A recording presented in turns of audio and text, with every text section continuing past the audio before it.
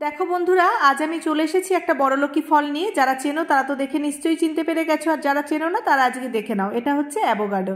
এই ফলটা যেহেতু খুব দামি ফল, একটা ফলই আমার কাছ থেকে নিয়ে নিয়েছে 145 টাকা। তার মধ্যে মেয়ে আবার পাশ থেকে আমার কানের কাছে বলে দিয়েছে, মা আমি ইউটিউবে অনেক দেখেছি এই ফলটা কাটার পর অনেক জনের নষ্ট হয়েছে। ব্যাস, আমার তো শুনে হয়ে গেছে একটা ফল কিনে নিয়ে যাব, তাতে যদি আবার নষ্ট হয়ে যায় অনেকগুলো টাকা আমার জলে চলে যাবে। প্রথমত এই ফলের গায়ের রংটা হচ্ছে খুব কালো।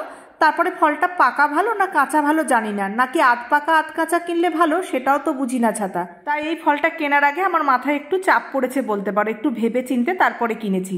এত কিছু ভেবে চিনতে কিছুই বুঝতে না পেরে যিনি বিক্রি করছিলেন ওনাকেই শেষে বললাম, যেটা ভালো হয় দাদা আপনি একটা আমাকে বেছে দিন। উনি যে অ্যাভোকাডোটা আমাকে বেছে দিলেন খুব বেশি শক্তও ছিল না আবার খুব বেশি নরমও ছিল না, তবে বলে দিয়েছিলেন 2 দিন রাখার পর তারপরে কাটবেন। আর ফলটা যে কিভাবে কাটতে হয় সেটাও আমার জানা ছিল না, আমিও একটু ইউটিউব দেখে কেটে নিলাম আর ফলটা আমার খুব ভালো হয়েছে, তবে এর কিন্তু কোনো স্বাদ নেই।